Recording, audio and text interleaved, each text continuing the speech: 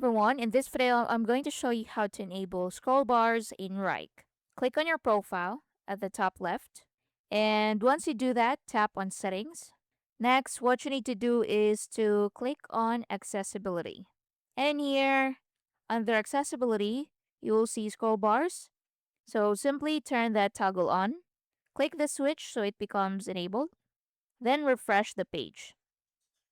So once enabled, Wrike will stop using its thin custom scroll bars and it will use your browser's default scroll bars, bigger and always visible. Also much easier to scroll and navigate.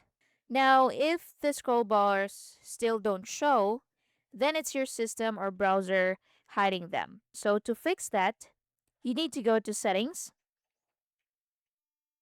And once you're on settings, click on accessibility.